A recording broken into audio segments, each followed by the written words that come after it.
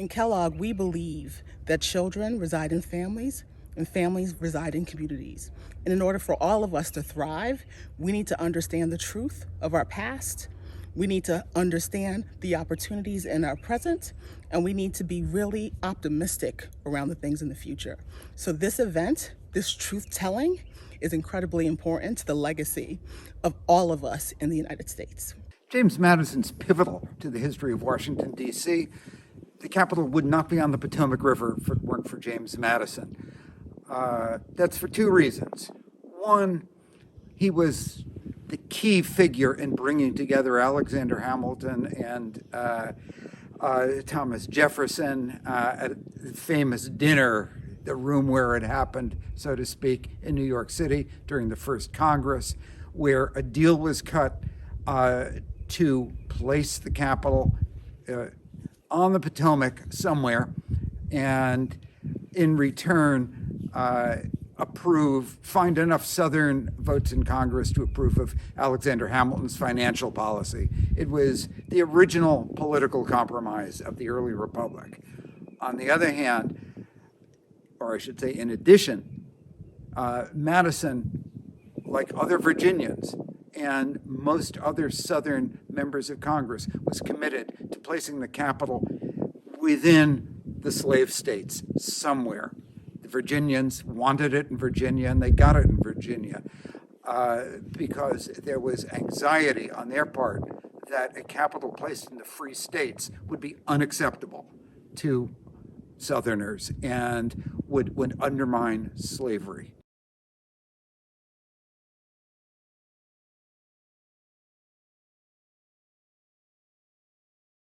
Welcome, everyone. Thank you so much for being a part of this important and incredible conversation, beginning with this Founding Father series. So grateful for your participation.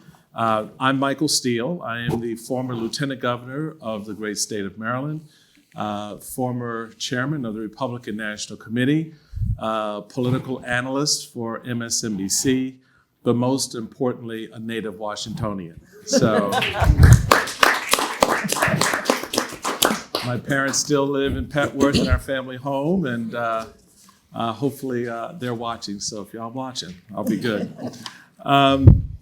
So let me also welcome you on behalf of IPPH, where I serve as the co-chair of the IPPH advisory committee, along with my co-chair, Karen Tramontato. Very nice to see you and to have you here. And of course, our fearless leader, Mayor Pratt. She is the founding director of the Institute for Politics, Policy, and History, housed at the University of the District of Columbia, and of course, our former esteemed mayor of Washington. Our other panelists includes James French. Thank you, sir, for the opportunity to be here and to be a part of this conversation as the Foundation Board of Directors. And we really appreciate the hospitality and the warm welcome. Dr. Tyson Reeder. Where is there he is. There he is. I was looking this way. Assistant professor and assistant editor, Papers of James Madison at the University of Virginia. Welcome, sir. Thank you. Dr. Holly Cowan Shulman.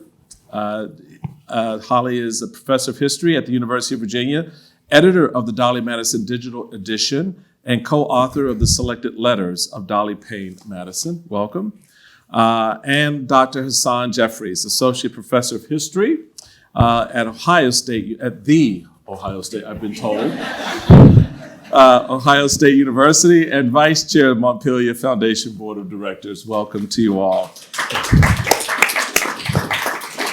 So before we get into the panel discussion, I'd like to ask the mayor to sort of set the stage for us and to give us a sense of the moment and why we're here and why this work that we're exploring and this history we're exploring is so important. Thanks, Michael, and thank you all for being here.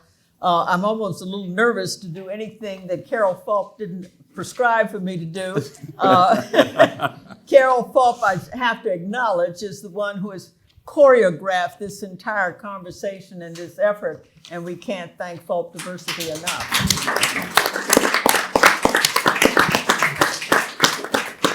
So just let me give you a sense of what the Founding Fathers Legacy Series is about and why we are so delighted to have such distinguished individuals who can help us engage in this conversation. Now, as you know or may not know, the Institute of Politics, Policy, and History was founded on the campus of the University of the District of Columbia. We have a particular, all right. We have a particular mission, that is to rediscover the history of Washington, D.C. And like Michael, I was born in D.C., but a lot of that history is not well known. And while exploring that history, rediscovering it, also deal with some of the touchstone issues of today. Not surprisingly, there's a confluence there in terms of touchstone issues and how it was that we became the capital of the country.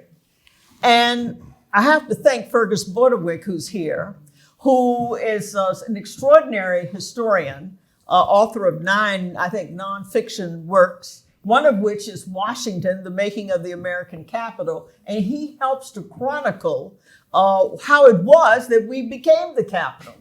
And that's what we want to explore.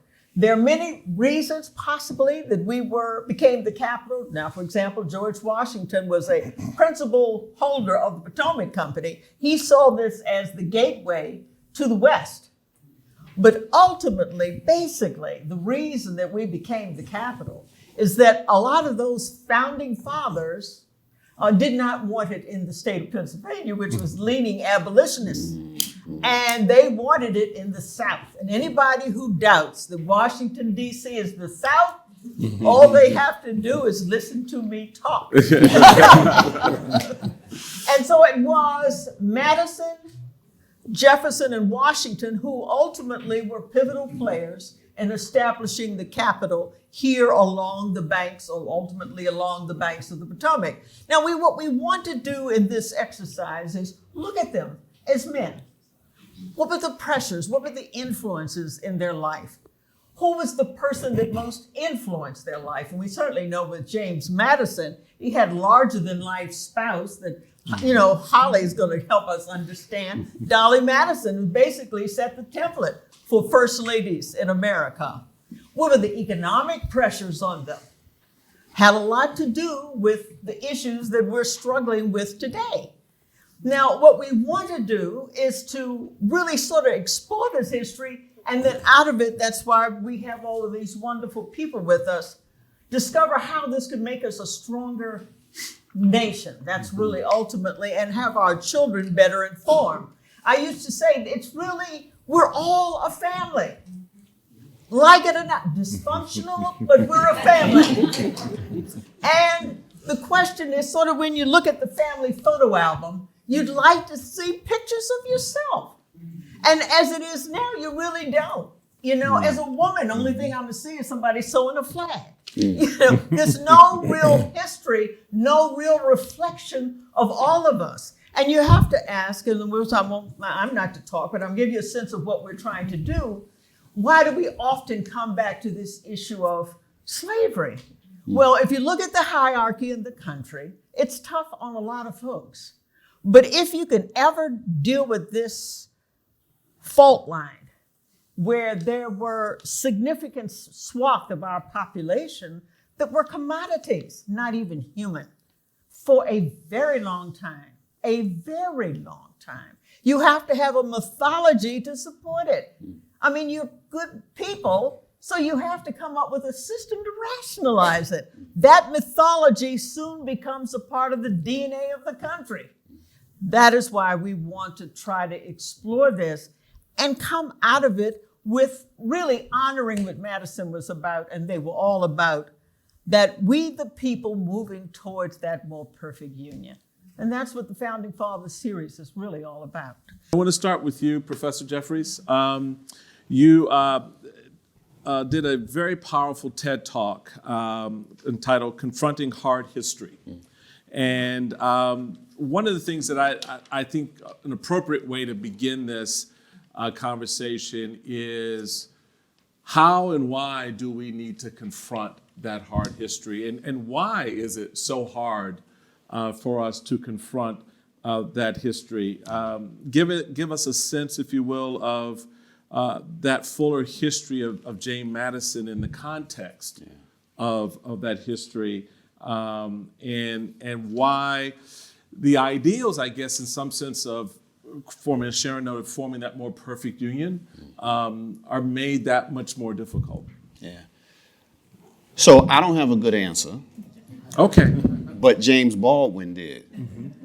James Baldwin said, "We are our history. We are our history." In order to understand who we are as a nation at any moment in time, who we are as a people at any moment in time, we have to look back at our history, who we were, to make sense of who we are. Just a few steps from where we are right now at the Madison home, featured in the Mere Exhibition of Color, there's a film, and one of the featured people in the film is literary performer Reggie Gibson. And he says in that film, he says, "We as Americans hate history." James Baldwin, "We are our history." Reggie Gibson, "We as Americans, we hate history." And he adds, "But we love nostalgia." We hate history, but we love nostalgia. We love stories about the past that make us feel comfortable in the present, even if they're not true. The problem that we have in confronting the most difficult aspects of our past, and slavery being one of them, is that it makes us uncomfortable in the present. Enslavers weren't denying that they were holding people in bondage. James Madison understood that what he was doing was wrong. He had friends, his boys, if you will, who would come to dinner and be like, "This ain't right." He couldn't untether himself from it. He didn't untether himself from it. He didn't want to untether himself from it. When we think about what it meant to hold people in bondage on that side of the color, this is not something we talk about all the founders. This wasn't a side hustle. This wasn't a side job, something they did. This was who they are. James Madison is a third generation enslaver. Third generation. He is born into enslaving, holding people. This was fundamentally who he was. So if we're trying to figure out and make sense of the role of the institution of slavery and laying a foundation for this country, if we're trying to make sense of how James Madison, political genius, is mapping out a political way forward for us, we cannot separate that from the ways in which slavery is informing every aspect of his life. To be sure, he's reading the great volumes of political thinkers from the Enlightenment and eras before, the great Greek thinkers, if you will, to understand what are basic freedoms that people need to have. But he also simply had to look out of the window and see the people he was holding in bondage and denying these very basic rights that he was saying and putting on paper are essential to free people. That's our history as a nation. That's encoded in our DNA. And we can't understand both the triumphs and the travails without understanding that this is where we come from, again, as a nation. We are our history, to be sure, but we have to lean into those difficult aspects if we are not only to understand that history, but to understand who we are today, both how far we've come and how far we still need to go. How do you think what we're talking about today really resonates with what is happening, or what we're talking about in this conversation in terms of our history, resonates with what is happening today? And how much of America, including the leadership of America, get that it connects, that there is a definite tie with what happened in the past with what's happening now? There are so many ways to kind of come at that question, because it is foundationally, what Professor Jeffries just said, and the way he started it, that illustrates how difficult this is, that we hate our history, and yet Baldwin says we are our history, so we hate ourselves. And we hate ourselves for what our true history has been. And so therefore we grow nostalgic about a time that didn't exist.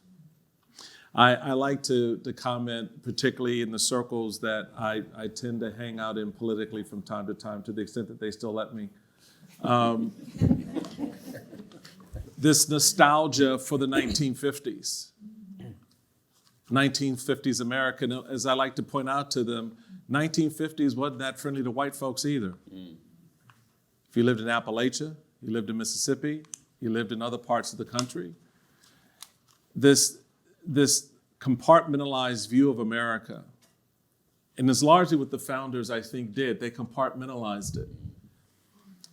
And what enables you, in my estimation, and certainly having traveled around the country, and particularly over the last 7 or so years, listening more and more to the visceral, hot rhetoric that people have, says to me that compartmentalization is rooted in the dehumanization of others. I no longer see you as a fellow American. I no longer see you as a human being. And therefore, what happens to you, I'm largely indifferent to. And how this story unfolds, I get to write that narrative in my head, irrespective of your experience and your history. I recently had Nicole Hannah Jones on my podcast, the Michael Steele podcast, and original name, right? And I started off the conversation with her by asking the question, how come when black folks start telling their history, some white folks get real upset? Because it breaks into that compartmentalization. It deconstructs this image that they have of themselves and how they fit into the American story. You cannot excise us from that story. As much as James Madison would look out on these fields and see the Negro working, he could not excise that reality from the story of America. He could not excise the whippings and the beatings and the blood that was shared, as well as the good times and the songs and the religion and the family aspects from the American soil. And so I think that's a big part of the way you opened it. I think really sort of sets in front of us the problem, the conundrum that we have. And it makes it a real challenge, which is, again, why we need to have these conversations so that we can begin to see the humanity of each other, and in that humanity recognize the link to history and the relationships that we have one to the other in order to form that more perfect union. And it's a challenge. Professor Reeder, Madison fervently believed in creating this sort of broad view of and really kind of deliberate idea around this system, this governing system of America.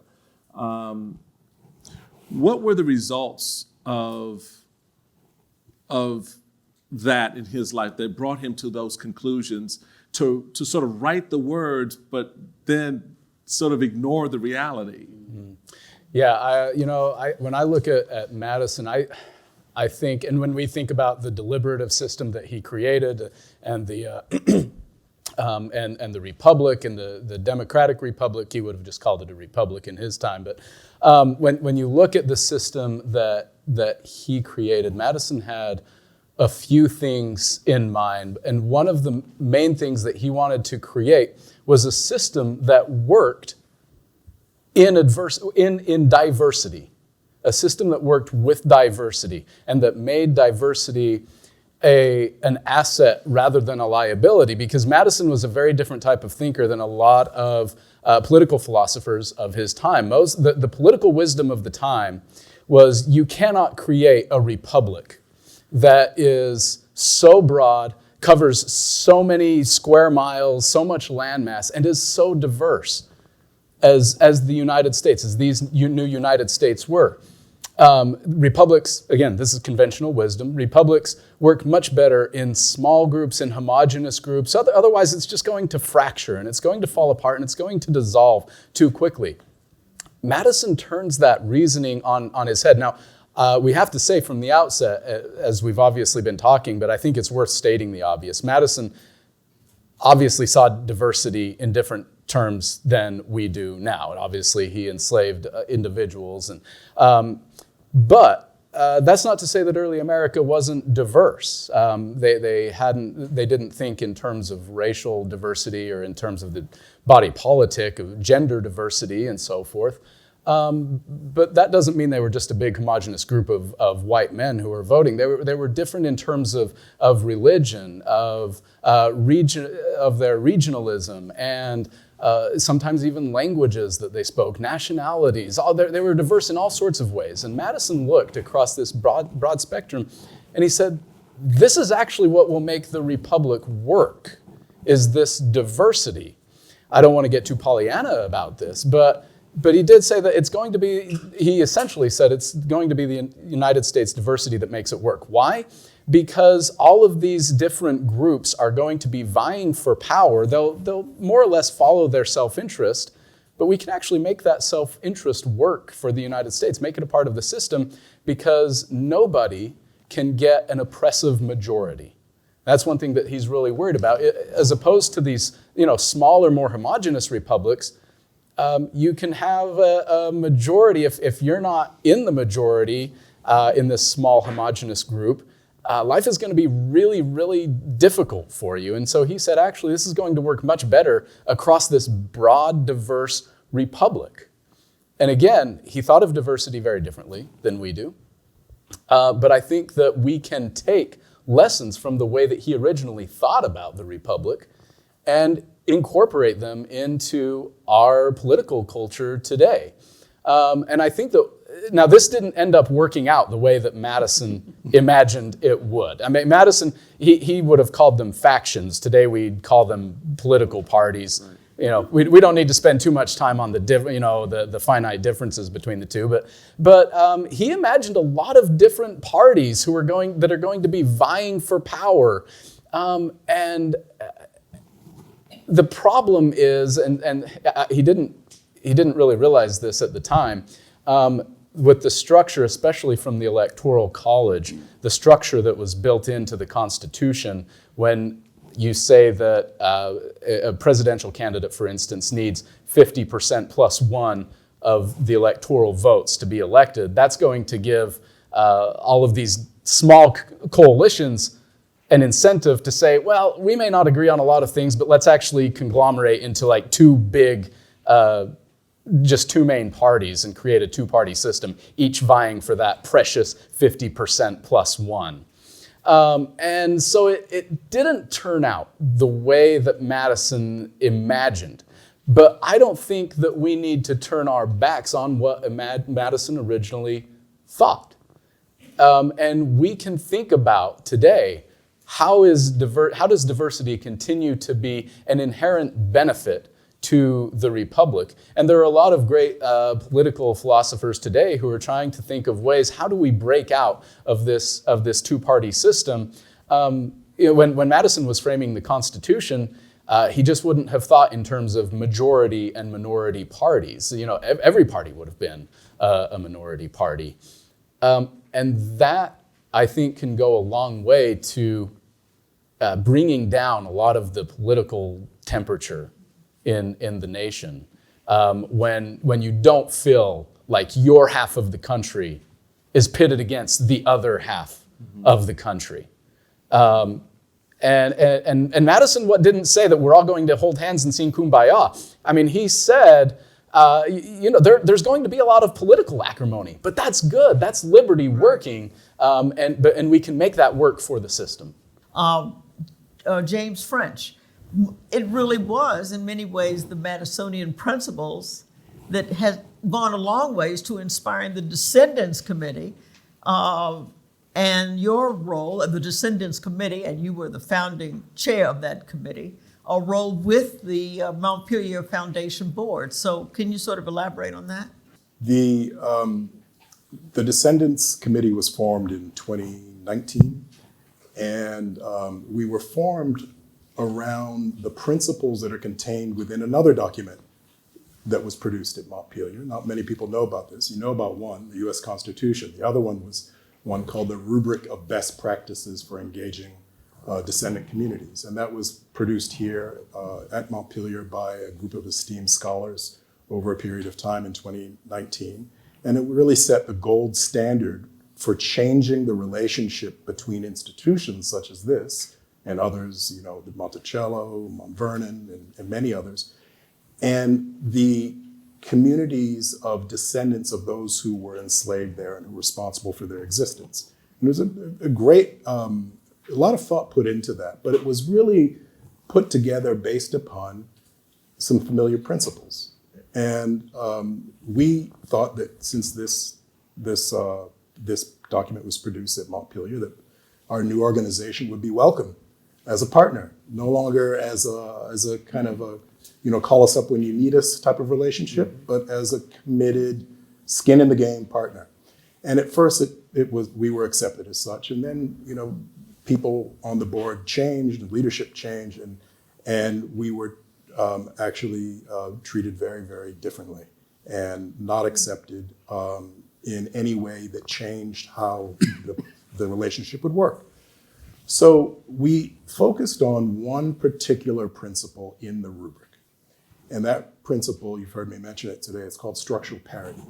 And what it is basically the principle of representative democracy that Madison himself expounded, which is to say that for a best practice between these communities, the community of descendants and that the board of an organization, that there should be equal representation at levels of authority. So on a board level, for example, there should be at least equal decision-making power and various different types of authority between the community and the legacy board. And so it was ironic in one sense that we're taking a very Madisonian principle to be heard.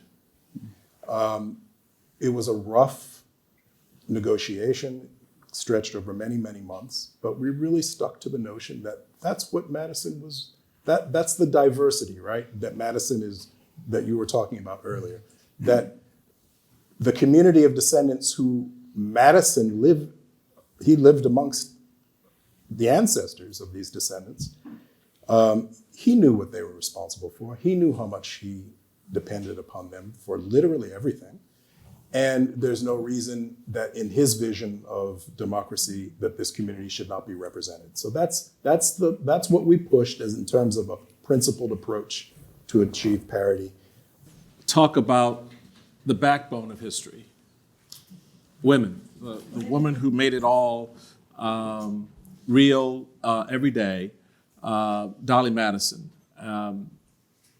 You're writing a book about her story and her experience. You've studied it. Share a little bit about Dolley and how her impact on that history as well as on this place and the White House and everything she seemed to have touched. I think of all the first ladies maybe outside of, certainly modern era, someone like Jackie Kennedy or Michelle Obama, Dolley Madison, people are like, yeah, that was a cupcake, right? Now, so people know. But I mean, share a little bit of her history and her story.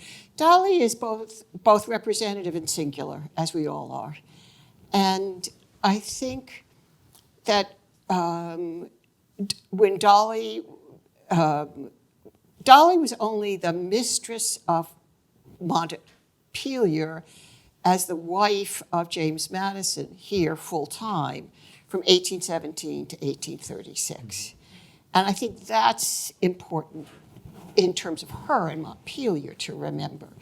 So that from 1801, when James Madison's father dies and Thomas Jefferson assumes the presidency and asks James Madison to be his Secretary of State. And so the Madisons moved to Washington, D.C., and remained there until 1817. Now, they're back and forth, but nevertheless, there's nothing quite like somebody always being on the spot and running things. I think a couple of other things about Dolley Madison. First of all, to Dr. Jeffries' point, I think that, in fact, James Madison actually didn't really want to get caught up in the system of slavery. And he bought land in New York, and he did hope for himself to extricate himself from what he knew was a bad situation. But he didn't. Dolley was part of that because by the time we get into the 1790s, James Madison, well, there's James Madison Sr., but James Madison Jr.'s brother, first one brother dies, and then another brother dies, and it becomes increasingly imperative that he run the show. But the second thing is that he marries, in 1794, Dolley Madison, then Dolley Payne Todd. And she had grown up on a plantation, was the child of Quakers, her first marriage was to a Quaker abolitionist, but I truly believe she wanted to return to a situation where she would be taken care of by slaves. That for her contentedness and happiness, she envisioned it inside of the system of enslavement in a way that I think probably was not true for James Madison. And one way I think that's actually reflected is, do you all know who Paul Jennings was? If you go back and it's online, you read Paul Jennings' memoir, and when he talks about Dolley Madison and James Madison, what comes through very clearly to me is how much he deeply respected James Madison and how profoundly, in many ways, he disliked Dolley Madison. So we have a very different kind of situation here. I want to end this little piece here by saying where Dolley is important in our national history is that as a new nation, there are many things that had to be established, not simply a constitution, not simply the acceptance of political parties, not simply the understanding of states and the expansion of the nation, but we need a Republican culture. And who were we to be as people? What did we understand? How we dressed, how we displayed ourselves, how we ate. Now, of course, it's fractured. There are many different ways in which we all eat and go back to our ethnic and racial roots. But nevertheless, to have a united center, that center has to reflect something about who we are as a people. And Dolley did that. Now, she did that within a white environment, but not in a way I think that was ultimately exclusive of people who are not white. And what she did is she said, we're not Europe.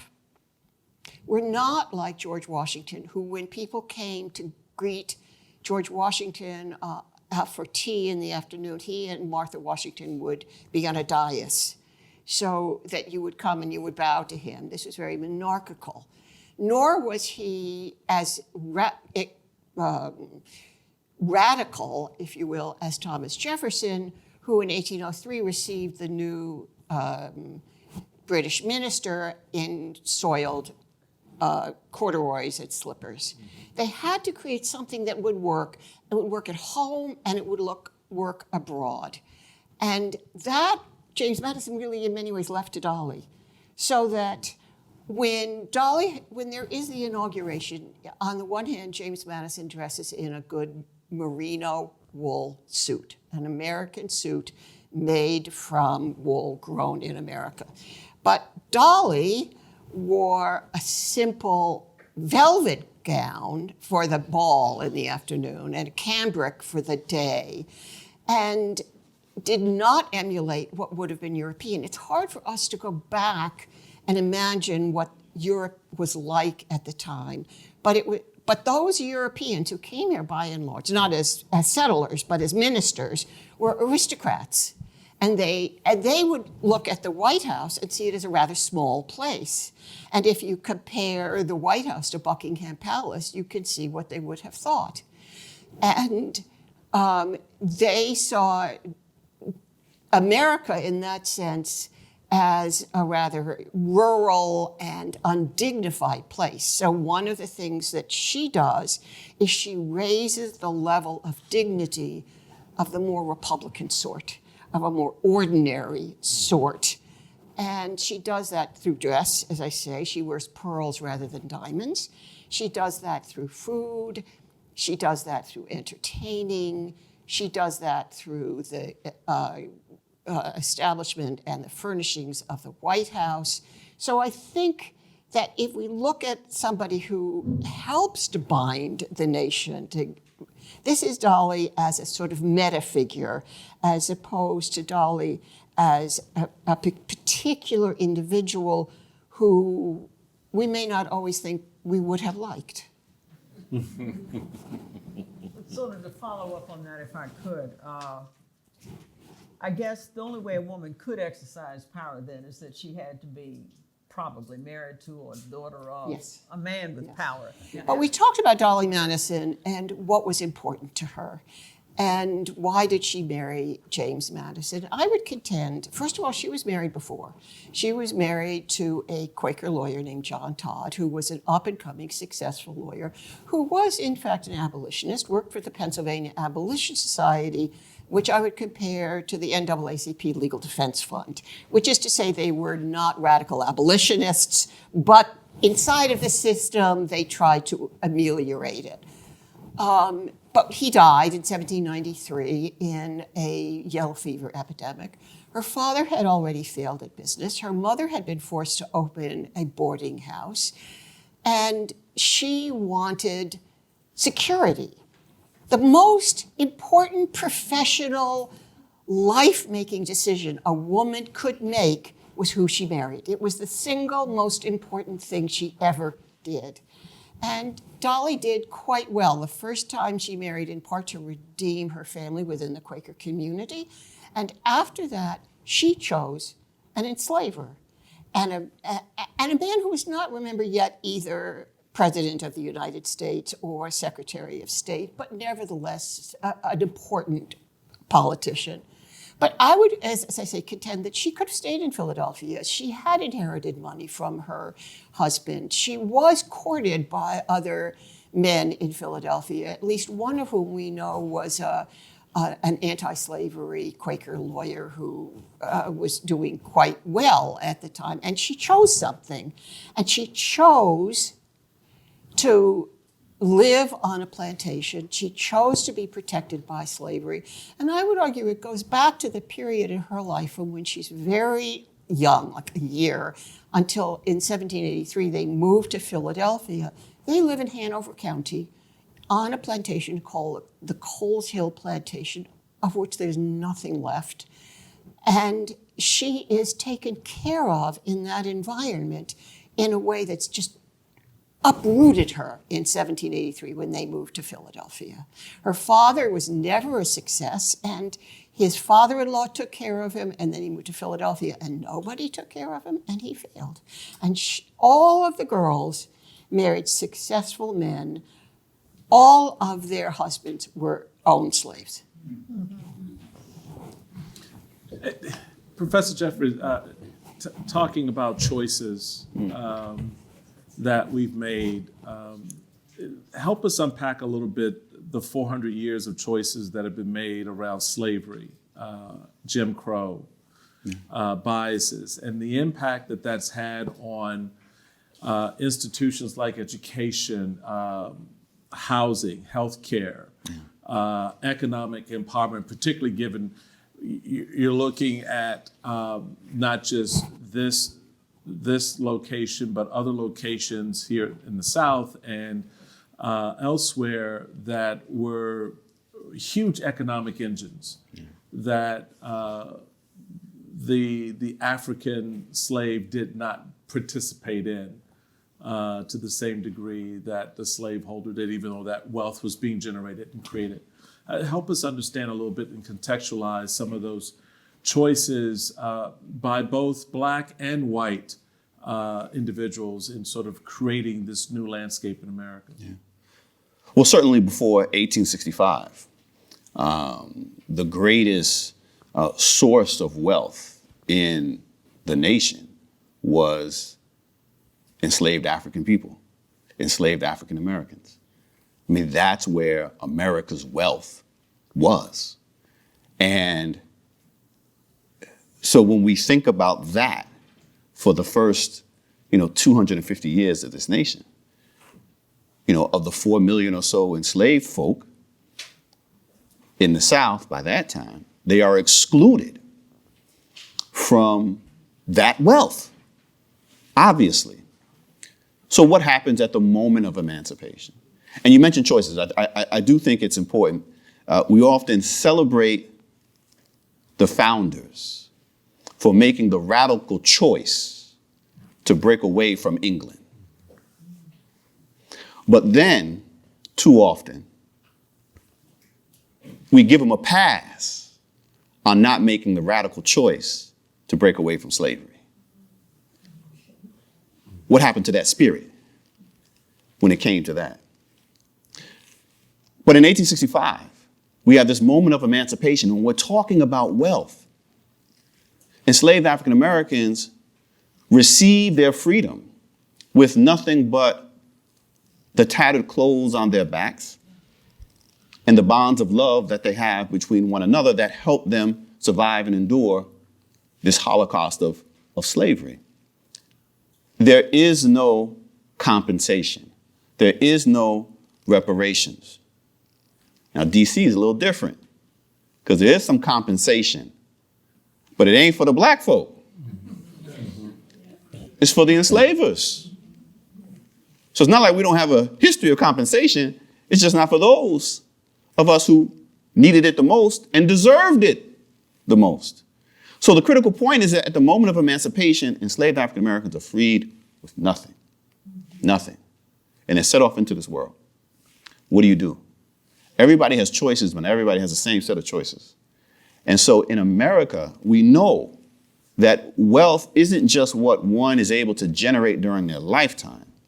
Wealth is what you are able to transfer from one generation to the next. And so when we look at wealth inheritance and wealth transfer from the generations, there's something that is particularly distinct about the African American experience. They enter into the society as equal citizens, put that in quotes, without anything. But then something amazing happens. They begin to accumulate wealth. They begin to build. They begin to purchase land. And we see this. By the time we hit 1900, 1890, 1900, 1910, is the moment in American history where African Americans own the most land that they ever will. Right at the turn of the century, which is also the height of the nadir, the height when you have 2 to 3 African Americans who are being publicly murdered every year. But what happens, and this is why the African American experience is also fundamentally different than many immigrant experiences, is that we see repeatedly that African Americans, despite the obstacles, are able to accumulate a modicum of wealth and then it's taken away. A series of racial pogroms, whether we're talking about Rosewood or Tulsa, Oklahoma. And this happens again and again, Forsyth County, Georgia, where African Americans are able to come together, build these institutions from nothing, and then they're robbed of it, and then they have to start over, not in the same place, but someplace else. The remarkable part of this story is they do it again. Part of the Great Migration, Black folk losing their land, the wealth that they had accumulated, then moving out of the South and starting over. And then what happens if you move to a Detroit? Then you hit the Detroit racial massacre led by the police in 1843, the destruction of land and property. Wealth accumulation lost, African Americans having to start over.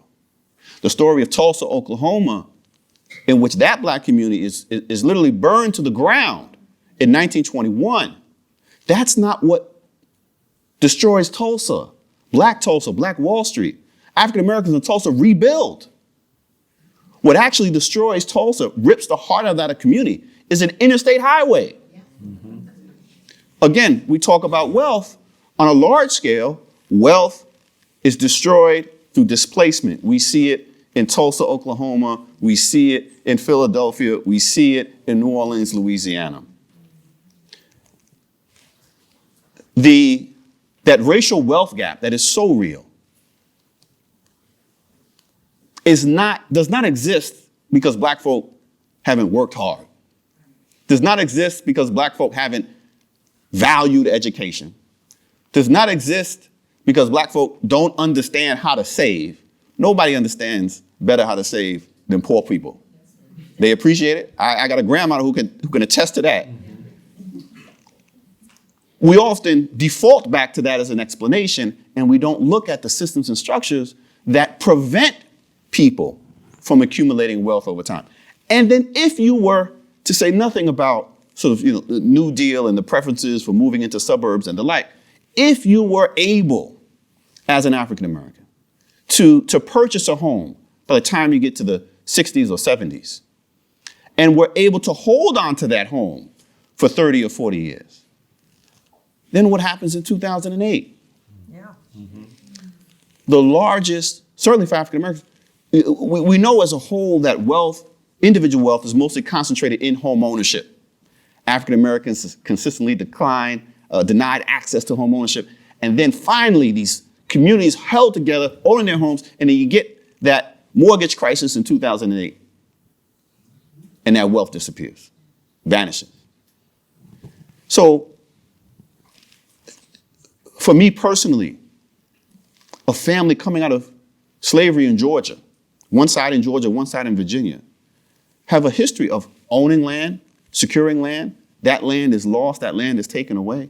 Family members moving up to Ohio, Great Migration, and then eventually over to New York and New Jersey. Grandparents who worked as, in dry cleaning and as a custodian. I mean, by the time for the Port Authority of New York, it wasn't until my parents purchased a home in 1980, that they held on to now, that increased in value exponentially in Brooklyn, New York, not during the first 20 years they owned it, when Black people lived there, but during the next 20 years when white people moved in. Thank goodness for white people. And they're still alive, but when they pass on, 150 years after the moment of emancipation, that will be the first time in my family's history that there will be a significant transfer of wealth. 150 years later, that's how long it took. And that's not a unique story. And so when we think about what's the playing field, how do we level things out, we can't ignore that history, because the history explains what's possible. And certainly in America, in a capitalist society, that access to wealth and all the things that then become possible when you have access to wealth, then become limited if you were African American, born here over the generations. Yeah. Point well taken.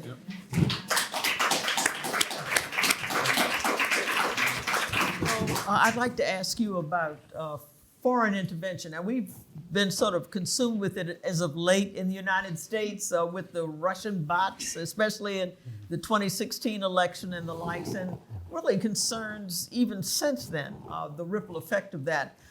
But at the time the country was founded, there had to be, and I think Madison really concerned about this, because we were an emerging nation. We were almost like a third world nation, and I think that had a lot to do with the emoluments clause and so forth. Can you sort of speak to us about his preoccupation with this? Yeah, I'd love to. I'm actually writing my current book about this. How long do you want me to go? No. This is one thing that comes up for Madison again and again when he's helping to frame the Constitution. There was not a single major debate at the Constitutional Convention where, when they were debating a certain policy or clause, that Madison did not take into account whether it would prevent or facilitate foreign meddling in U.S. politics. So it's incredibly important to him early on. But this comes back to what I was discussing earlier about the emergence of this two-party system that Madison didn't foresee. Nevertheless, he did help institute, and he does become a partisan for the Republican Party, not today's Republican Party, which is formed later, obviously, but but the Democratic Republican Party, as it's often called, and what we see is early Americans get into much of the same cycle, trapped in the same cycle that, unfortunately, I think that we're seeing a lot today, like you said, since at least 2016, where you get foreign meddling into U.S. politics, and that foreign meddling makes Americans distrust each other, and so that heightens the partisanship, and that heightened partisanship creates a greater chasm for more foreign meddling in U.S. politics, and so it becomes a cycle.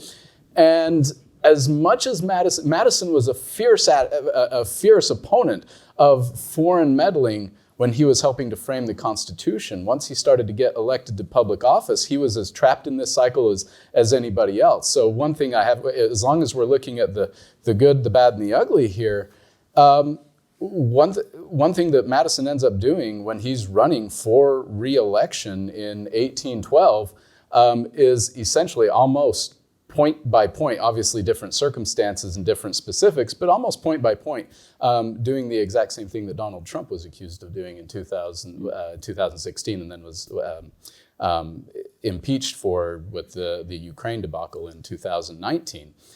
In that Madison paid foreign nationals, he misused public funds to pay foreign nationals to obtain what he believed would be dirt on his political rivals, the Federalists, in an election year. Okay, so the question becomes, well, how do we get from the first Madison to that last Madison? And a lot of it is this terrible cycle, and partisan politics is part of that. And I think if we go back and again to Madison's original vision for the way that the Constitution would work, drawing on the diversity of the nation, drawing on a diverse array of political parties, that is one way to at least mitigate it. Look, foreign meddling will be part of republics and part of democracies. But if you can diffuse the tension between, rather than these two behemoth political parties, and assuming that one half of the nation distrusts the other half of the nation even more than they distrust foreign powers, if you have this multiplicity of political parties, that you can actually diffuse some of that tension and mitigate a key part of that disastrous cycle. And in a lot of ways, that's what's going to end up causing the War of 1812 is this utter distrust. And one thing that I think is healthy for us to recognize in the democracy that we live in today, in the time that we live in today, is to recognize that there needs to be a balance between seeing democracy as fragile, something that needs to be protected, something that is delicate, and yet at the same time recognizing the robustness of our institutions are pretty strong. If you go back to January 6, 2021, as horrible a tragedy as that day was, the duly elected president is president today.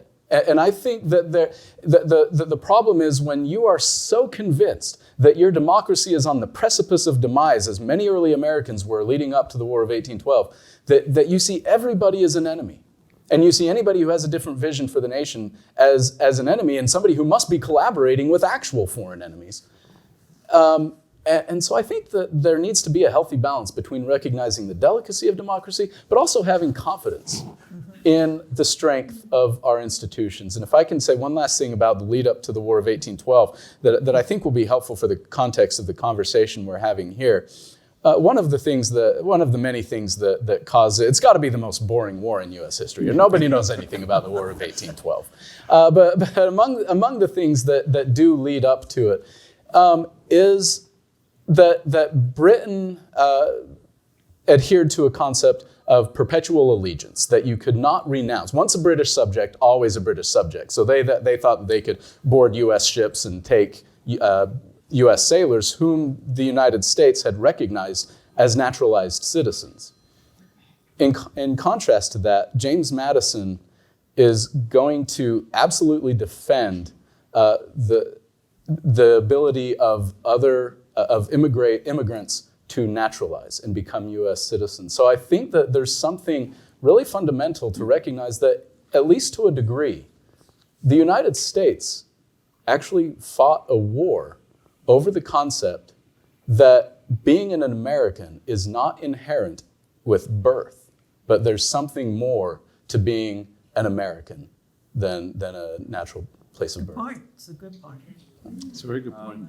What can we learn from the work that you're doing with the Montpelier Foundation? What we are trying to do here is to show a model by which history can be approached and embraced in all of its, good, bad, and ugly detail, to use an expression you used before, to create a wider origin story that current and future generations can see themselves reflected in, as opposed to a lot of the nostalgia that you mentioned earlier, Hasan, and some of the division that is used right now when history is weaponized. So history, we believe, has a very important role in doing this, in transcending the short circuitry of politics. But then I mentioned power. One of the things that we hope our model will show the nation, and people who know me know that I say this quite often, is that power is not a pizza. Power is not something you chop up and you divide and then it's gone. Power is not a finite resource. So what the descendants did was to say, hey, the principle of representative democracy, remember that? We'd like to sit at the table as your equals. Now, there are two ways of looking at that. You can say, I love this principle, I accept it, it makes sense, it's what it means to be American. Or you could say, power's a pizza. In other words, if you want to sit at that table, I got less power. I'm threatened, it's less for me. I want to be kind of the gateway of interpretation of history. What we are trying to show is that when new people come and sit down at a table where decisions are being made, those who are at the table don't lose power, they gain power. They gain the power of the people who are sitting down with them. And that power is expressed in the more resilient, more complete story that we tell the nation. So no one lost power, everyone gained power. And so it's really important that we see power as an infinite resource in almost any domain. I want to thank the panel for coming and sharing your thoughts and your experiences very, very much. Very much appreciate that. The Iron Mountain Charitable Foundation believes at our core that unlocking the value of our past can help us create a better future. One of the most meaningful ways we can contribute to strengthening our communities is through education and awareness. So by making sure that future and current generations have access to information about our past can help us build a stronger foundation for our future. As the first African-American chairman of the Republican National Committee, the first African-American elected statewide in the state of Maryland, today's stories are built on those types of legacies and our connection to those legacies. It is, for me, very, very poignant moment, particularly being at a place like Montpelier and understanding that on the State House steps where I was sworn in to office, literally 500 yards behind me, Kunta Kinte was brought to this country as a slave. And so you understand and begin to appreciate that arc of history and the connection that we have to it. So having these conversations, these national conversations, and in many respects, these very personal and local conversations about our communities and ourselves and our place in them become profoundly important. And to the extent as those who are connected more directly to that history, either through public service or legacy or lineage, all the more willing we should be to tell that story and to share in it as much as possible, connecting, helping others connect as much as possible to that legacy. As a descendant of an ancestor who was enslaved here at James Madison's Montpelier, I am excited about this program and programs like this that tell a fuller story, that seek to provide educational opportunities, to tell a fuller story about the people like my fourth great grandfather who worked to make the life that James Madison had possible. James Madison and so many of the founding era men are known for their greatness, but we tell very little about the people who made it all possible, the people whose blood, sweat, and tears made this country great. Sometimes people refer to them as invisible founders. I am excited about not just this program, but programs like this, and hope that we can do more of them and look for more in the future.